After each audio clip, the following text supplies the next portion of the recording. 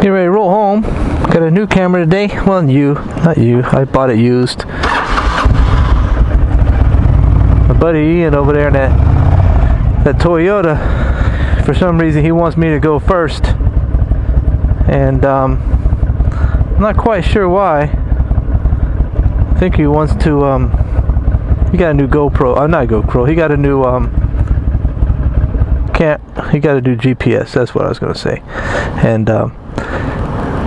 GPS.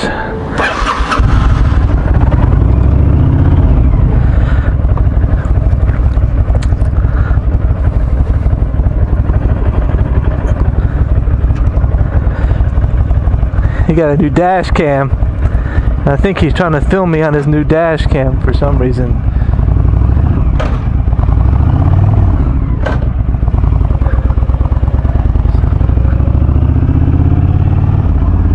Anyway, he got a new GPS, Garmin dash cam GPS, and he's trying to see how it works. I guess he just wants to film me on it. I don't know. I'm not quite sure. Cars with backup lights. Not scary at all.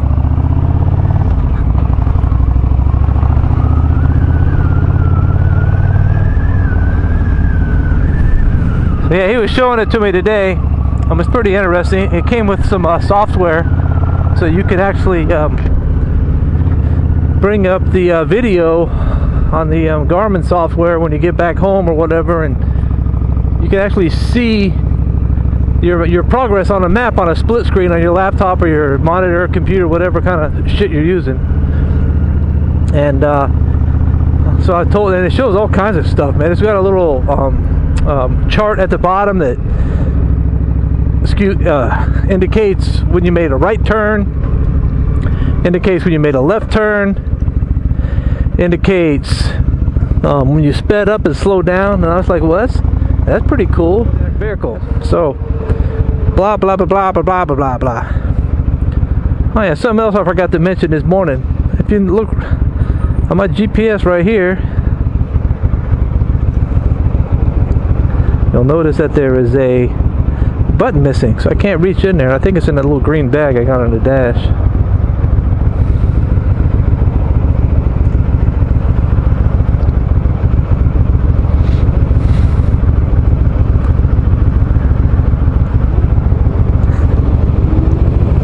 The guy in his truck right here, in his little white truck, is getting frustrated because that Nissan in front of him could have turned right like 60 times. Surprised he didn't honk at him. I might have honked.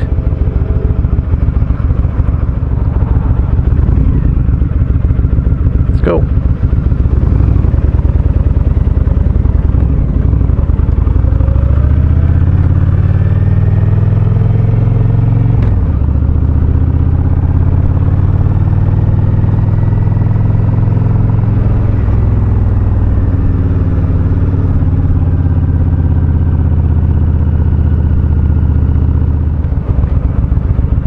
There he goes. Oh, that's right. I forgot. He's got to get gas. We went out today for lunch. His check engine, or not check engine, low fuel light was on, and you know how the computers will guesstimate what your range is before you run out of fuel. It was sitting on 4 miles. I'm laughing at him, but he said it was above the E. It's just floating above, you know, the pegged out on the empty mark.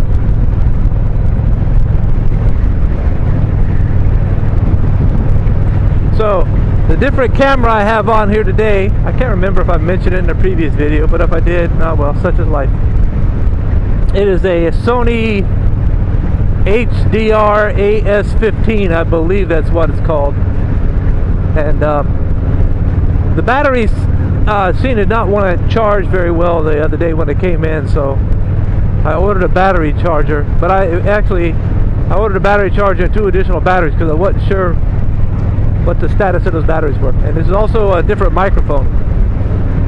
The cable on this microphone actually feels like a nylon mesh, almost like a rope instead of an electrical cable. But anyway, back to the camera. It came in pretty decent shape. Had the waterproof housing. The waterproof housing, of course, doesn't have any any way without modification anyway for hooking up an external mic. So depends on which one looks better from this angle or sounds better between this one and the GoPro.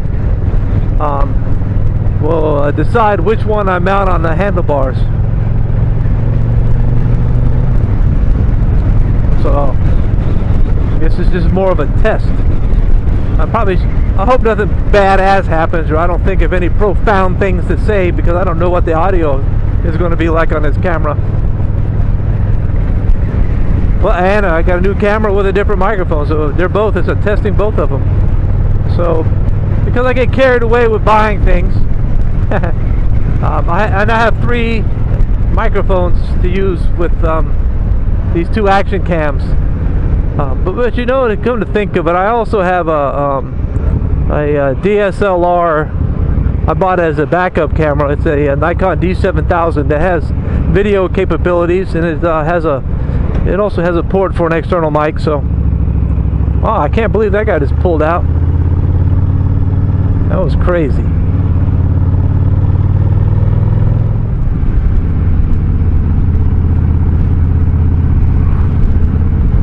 That's pretty cool.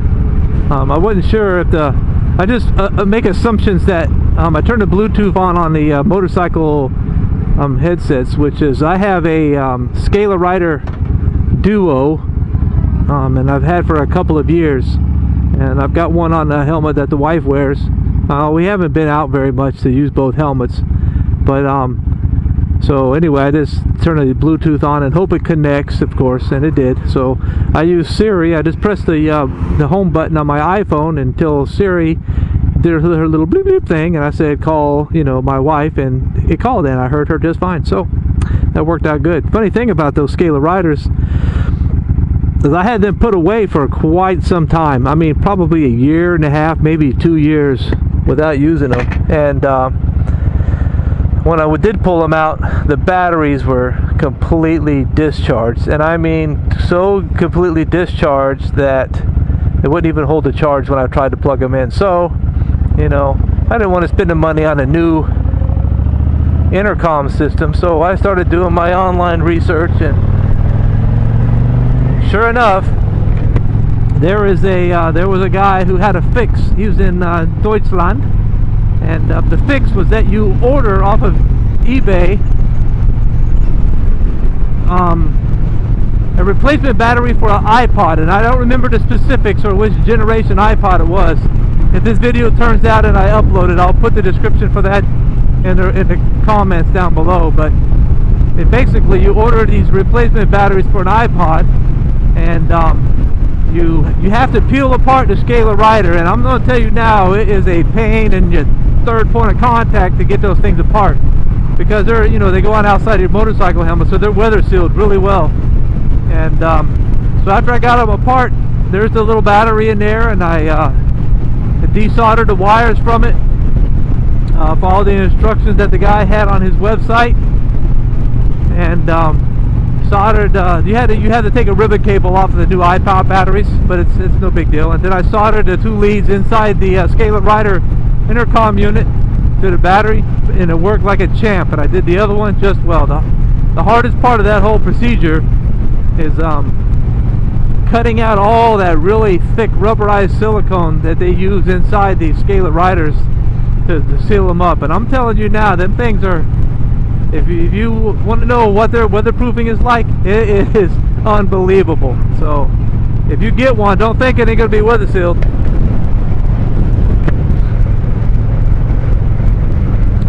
So I've been seeing a lot of guys riding, and I noticed that everybody has a specific, you know, their own specific choice and or opinion on where your helmet or your helmet cam should go.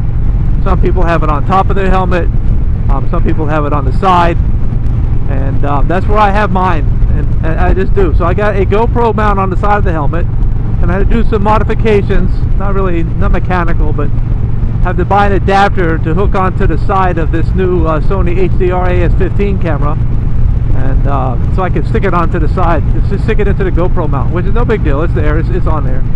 But there's another guy, a moto vlogger, I think his name is, I don't want to, Cruza something. I don't remember the last of it.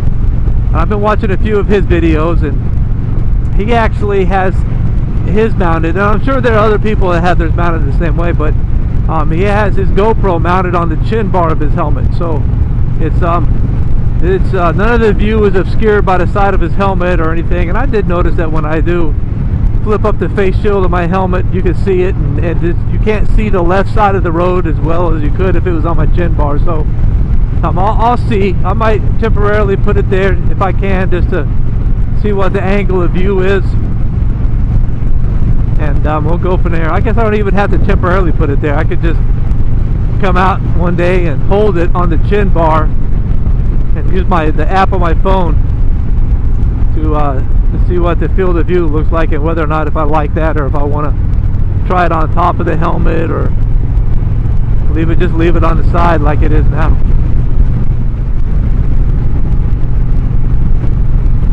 I'm hoping this car turns up here just to get out of my way. I'm not in a hurry, but I'd like to go a little bit more of a consistent speed, and they're not. They're going to go straight.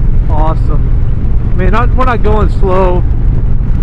We're going a couple miles, maybe 2 miles over the limit. It's 55 miles an hour through here. We're going about 57, 58, so I'm not going to pass them or anything. I'm not in that kind of a hurry. I mean, it's just fun riding right now. It's a little warm out. I wouldn't call it overly hot or anything. It's not really humid. And this jacket, this leather jacket I'm wearing, is perforated. I don't know if you can see it or not. So it's not overly hot. It's not overly cool. So which is nice. One thing I don't like about it is I don't have anything that it doesn't come with a liner to block the wind in the wintertime. So it's a good summer jacket, it's a good fall jacket, a good spring jacket, but it doesn't help a whole lot in the wintertime because of all the holes that are in it, of course. I have another jacket at home. It's a Cortex, and I get made fun of all the time with it because it's a denim, it's a Cortex denim jacket, and it's faded, so everybody makes fun of me like it's from the 80s or whatever. But I'll tell you what, it works. It does have a quilt liner. But I found that the best thing you can do is, when I ride here anyway, to stay warm, is to have on a warm undergarment, a sweater, a hoodie, a sweatshirt, or something like that, and to wear something like a like a rain jacket, something that's waterproof on the outside. It just keeps the wind from coming through. That's probably the biggest concern. And I wear some leather chaps in the wintertime. I mean, they're not full-blown pants, so there are bits of you that feel the cold, but it keeps your legs warm. I should look, if I ride this bike more often in the wintertime this year, I'll have to look into getting some riding pants or some overpants or whatever the case may be. I hate paying. Excuse me. I hate paying full-blown price for them things at local stores when I could get a huge discount online. Problem, I don't know what it's always a gamble to find out what size you wear without trying it on first anyway. Same with shoes. I bought shoes online. It's hard to say shoes in this helmet for some reason. I guess because the cheek pads are squeezing my cheeks in, and I'm about to bite holes in the side of my face from the inside. But anyway, I found a pair of shoes I like, and they were really comfortable. They fit nice. I like the way they look. It's several years ago, 5, 6, 7 years ago, and they were Merrill Chameleon Gore-Tex, and I liked them. They were really comfortable. And let me tell you something. It's been my experience anyway that these Merrills really last. Outlast a lot of other brands of shoes I've ever had. And so what I did, I found them about $30 cheaper online than I could buy them anywhere locally. But there again, I did, well, I don't know exactly what size I'm going to need. Am I going to need an 11? Am I going to need an 11.5? Or a 10.5? Or 10, you know? So I went to my local store that carried them, found them, tried a pair on. They felt right, knew what size I needed, and I went home and ordered them. So it's always a gamble with shoes, you know. you don't know what every shoe brand, their sizes vary, so you might wear a 10.5 or an 11 in Merrell's, and you go put on a pair of Vasks and you wear, you know, a half a size up or down depending.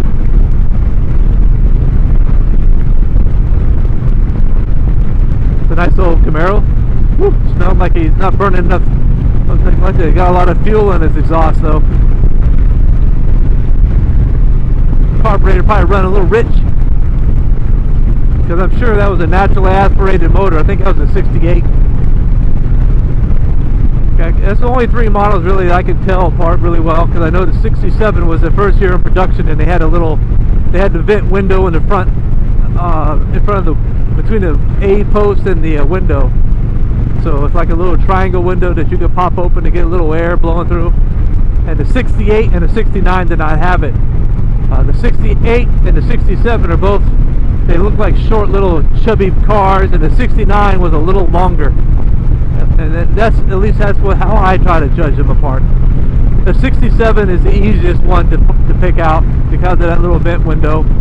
And the 68 and the 69, I think the 69 is, it looks a little thinner and longer than the 68. I'm going out to eat tonight with the missus, which is our typical Friday evening adventure. I'll also probably go to Lowe's and pick up some things I need to do, some plumbing work inside the house. And I got some things today at the hardware store to redo the headlights on my old Jeep Cherokee, thanks to some information I watched on ChrisFix YouTube channel. He has a YouTube channel that's really informative. He does a lot of different things. He buys a bunch of different products and actually runs outside and uses them on his vehicle or friends' vehicles or lawnmowers, and just to show you that it either does work or it doesn't work, or how to do this or how to do that. So I'll be doing that this weekend also, because they're in bad shape. I mean real bad shape, man. I've tried two different kits, you know, that come with the use this pad first and then use this pad and then wash it off and then put this coating on and do this. Well, I've got a paint and body guy at work also who's give me some advice, and you start off with, mine are so bad, so I'm going to start off some 400 grit sandpaper. I'm going to sand it down really well with that. Then I'm going to move to some 600. Look at this douchebag. Anyway, I guess she's in a hurry, because you know the speed limit is, you know, 25 miles an hour through here, and I was really flying, and she just wanted to get out in front of me. I've got an air horn on this bike. I should have used it, but I didn't want to scare the poor woman to death, so.